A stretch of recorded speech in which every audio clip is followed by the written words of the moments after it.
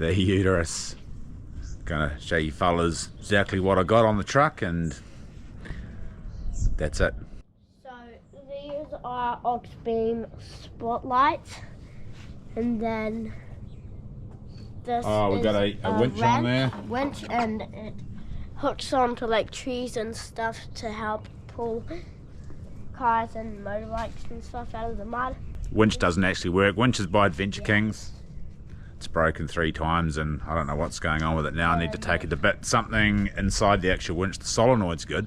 There's power getting to the winch, but the winch is jamming, so I don't know what's going on. I need to take it to bits again and have a look. Any winch experts out there, comment below. He has a snorkel. Snorkel from 20 Fab, stainless steel snorkel.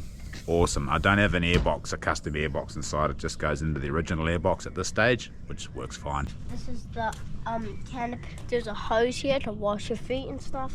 Into overland canopy. This thing is amazing. This is where Oi goes when we're going on trips down to far away. So the canopy setup that I've got is open on one side, and the other side's got drawers and shelves and a fridge slide. I chose to have this side open so that I could put the dog in there and stack boxes and crates in and other random bits and pieces, and if I needed to I could put a rolled up raft in there. We're not going on a trip, wait. We're not going on a trip. And you can also put an animal in there. There's a drainage hole in the corner here, so you can hose the whole thing out. This is a quick pitch tent. It's pretty neat. You can just chuck that tent on the ground that it pops up, or pop-up tent they're called, and I can actually just put the canopy out, the awning, sorry, out from Bushwhacker, and chuck the pop-up tent on the ground, and it's ready to go. I also have a rooftop tent here. This is a Kiwi 4-wheel drive rooftop tent. They sell for a couple of grand. Wouldn't advise getting one unless you're happy with just not much room in there. They are light, that's the advantage, but they condensate really easily. The mattress is really thin, and you can only leave a thin duvet and pillow in there. You can't leave a thick duvet and everything all set up ready to go, because it just won't fit because it's so thin, and also the components on it are starting to rust. That's not such a big deal. It's pretty easy to just swap out the gas struts and whatnot. I guess it's not bad. It does have roof rack attachments.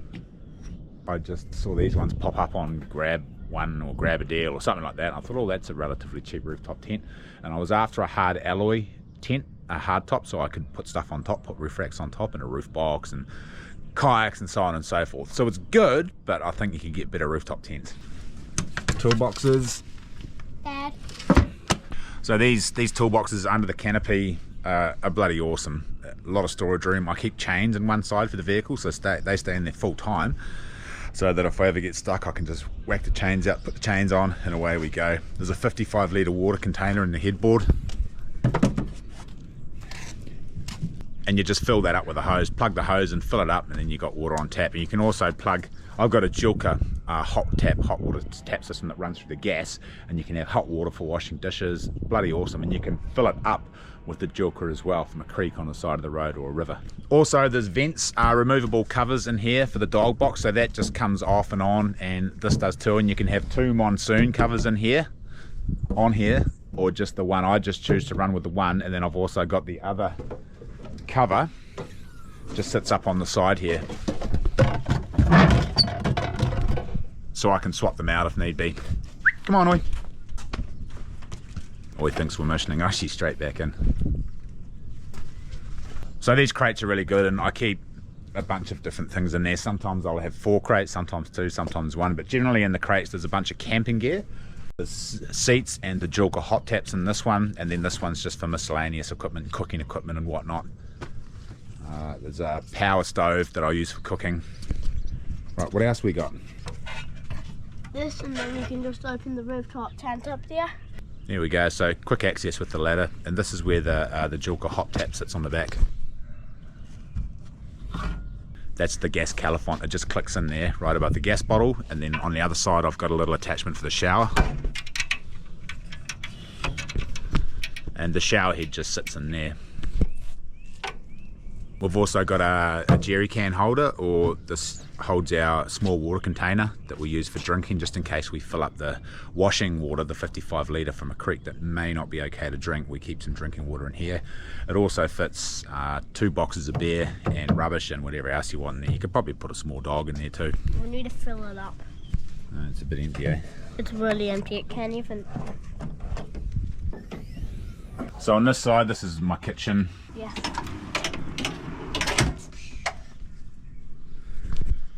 That's a pretty big drawer, reasonable size. I just keep random camping stuff in there, but you can deck the whole side out in drawers, or however you want it. And then, as well as that drawer, I've got a stainless steel bench that slides out. That's super easy to clean, just wash it off when you're finished with it. And also a fridge slide in here.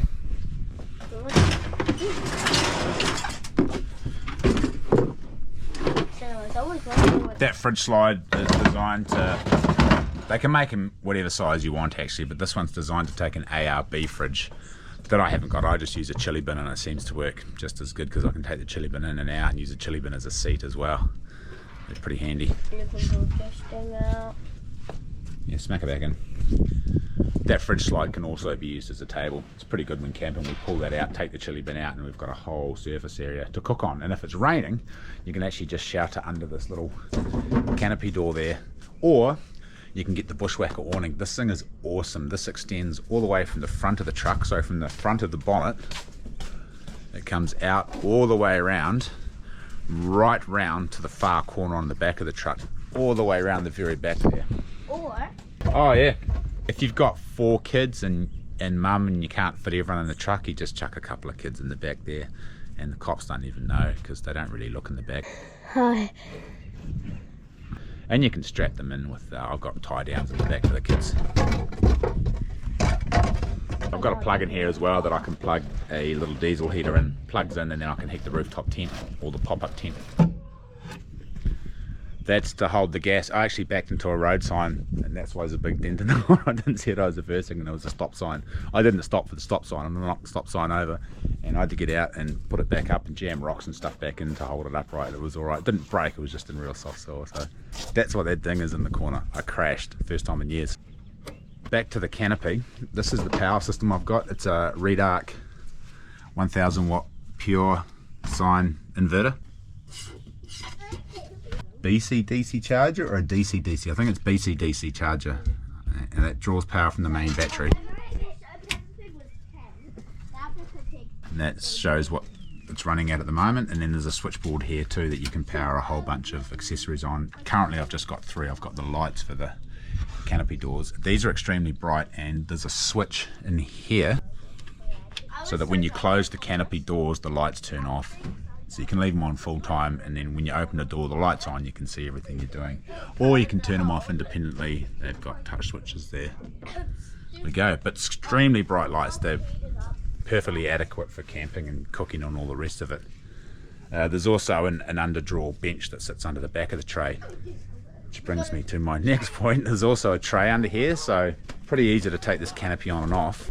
There's 2 bolts at each corner. You undo those bolts, and then there's a system you can get, lifter system they call it, lifter system, jacks that sit on the corners, and you just jack them up. 4 independent jacks, and the canopy lifts up and you drive straight off. It's super easy and super quick to jack on and off. And then you've got a flat deck, a plywood flat deck. Roof rack, so this is a cantilever roof rack, so the roof rack's actually attached to the canopy. It sits independent of the main cab, so there's no roof rack on this main cab. Everything's attached to the canopy, the rooftop tent, the awning, everything. So when the canopy lifts off, the truck drives off and it's independent. And if you want to do some sweet drifties or burnouts, you take the canopy off because it's a heap lighter without it on. Running the Maxxis Razors mud tracks on here. These tyres are awesome. They're really, really good on road. They're really good off road. When the truck releases on road, if you gun it around the corner in the wet, it doesn't step out, it's slow. Other mud tracks I've had on, when you go hard out around the corner, if you're gunning it and the truck steps out, it tends to release all of a sudden. It gives you a bit of a fright. These don't, these gradually release. They're really good. They're extremely good in the mud and the snow. I don't think I've ever been stuck in them. I think they've got me out of the shit every time so far. No doubt I'll get into the shit again and I have had chains on a couple of times, but they're very, very good tyre, very hard wearing.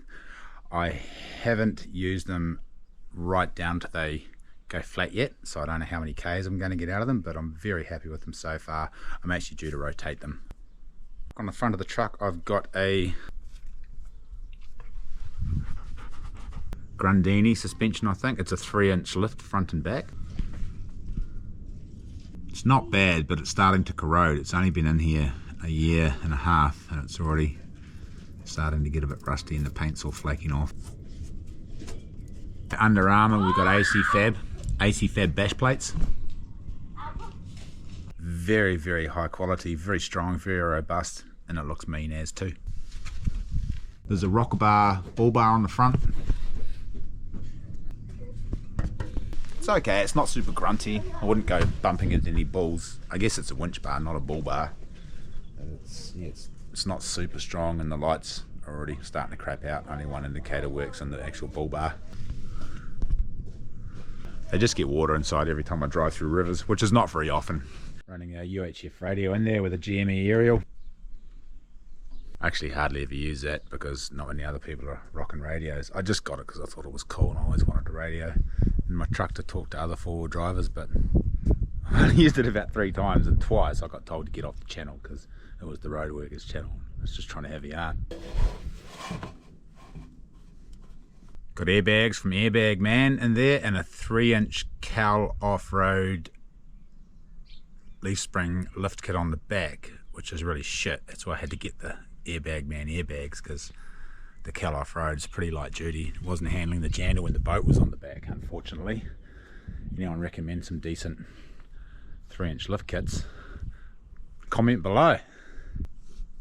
The best feature on this truck is without doubt the N2 overland canopy. It is just unbelievable. You can put so much stuff in there. It's so good. It makes camping a lot easier, makes accessing the canopy a lot easier. Oh, on the back I've got this pretty awesome tow bar. It's an X-Bar by Hayman Reese. It's got a removable hitch on it. It's really, really good. 3 attachment points. It's super strong, super robust, and it looks mean as. I've said that a few times. Pretty mean. Oh, I've got this reversing camera on the back. That also doubles up as a mirror, so it hooks up to the mirror, the reverse, the right, what do you call it, rear view mirror in the front. So I've actually got a rear view mirror, and that runs on a loop, and you can record stuff with it as well. So if you're in an accident or someone tries to steal your truck or whatever, you can get them on camera. Oh, the rooftop tent, I just popped it up to dry out. Bit of a bugger, them rooftop tents, how they condensate. I don't quite know what the answer is for that. I do not know, because it's going to heat up and cool down again. Maybe one of those ute fan things that circulate air. You know, you get them on your canopy and it pressurizes the canopy. They're not really common here in New Zealand. They're more of an Australia thing where it's quite dusty, but what they do is it's a round thing with a fan in it, and it pressurizes your canopy and makes it harder for the dust to get in, because it's always forcing air out of the canopy, not sucking air in. I don't even know if they sell them here anymore. And that 20 Fab Snorkel is so good. Hopefully getting some rock sliders from 20 Fab as well, just to protect the sills.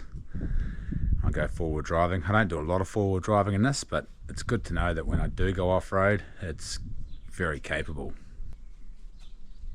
I've remapped the truck. It's got a towing map on it, so it's got a heap more grunt than it came out stock standard. It does pretty choice burnouts. Tow's really good. It's extremely quick. Have to make sure that you warm your vehicles up before you drive them. I had a few people message me and say, oh, don't get the map done. We blew our trucks up. Quite a few people actually, maybe 15 or 20.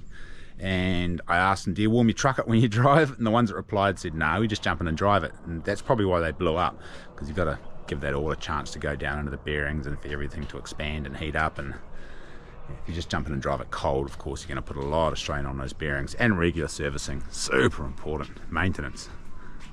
These headlights, the custom headlights from Toyota, are terrible. I don't even know how they're legal. They're really dangerous actually. You can't see much at night. That's why I put the spotlights on. Even the high beams on the factory headlights are really, really bad. Really bad. So if anyone's got any recommendations for aftermarket bulbs to put in them, I've tried a couple of different ones.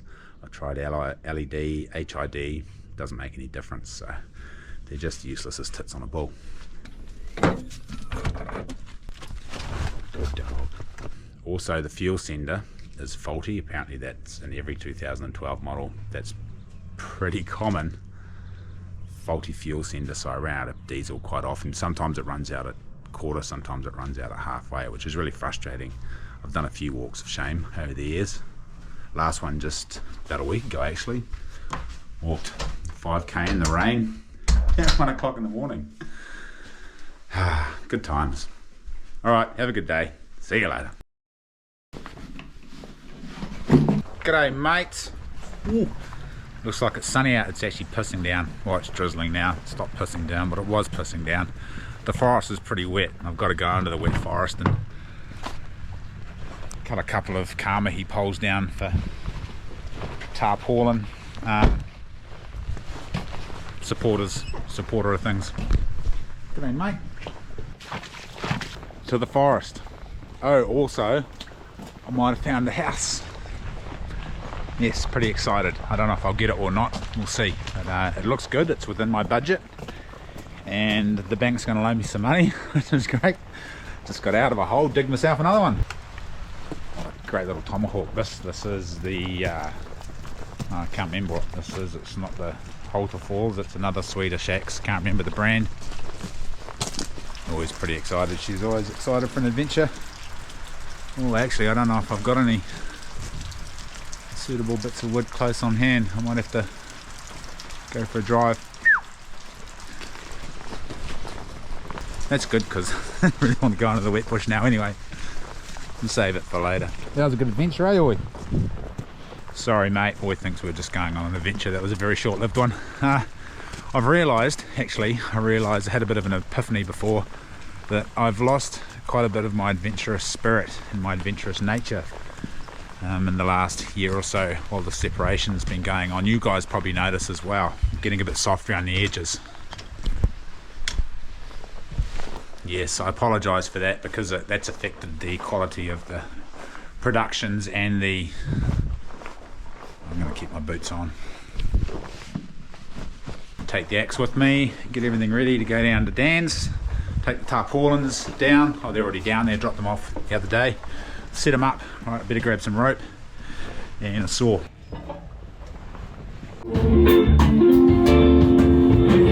I can't have this party without you.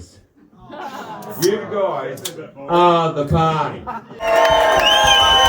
So thank you guys so much for being my friends for all those years, for everyone that I've met all the way through that loved me the way I love you. Dan the man, a ginger-bearded boy, moved from east to west to live off the land because he knows best. With 20 bucks and a strike of luck, picked up a gun and learnt how to hunt. With a blam blam here and a blam blam there, paradise ducks flying bloody everywhere. A keen fisherman too, in case you were ever in doubt. Legend has it, you can put your ear to the wind and hear, just look at my trout, check it out, check it out, check it out. The years went by, quick and fast, you know, with a wife and couple of kids in tow. Changed his name to Lane, you see, but just never quite made it to the registry. Often mistaken for an Irish man, but bloodlines tell of a Scottish clan. Has an eye for all things of that glisten of old. In his shed is where the magic happens, so rumour's been told. Not a fan of the government or its bullshit agenda, so he marched up to Parliament, chanting, "Fuck you, Jacinda!"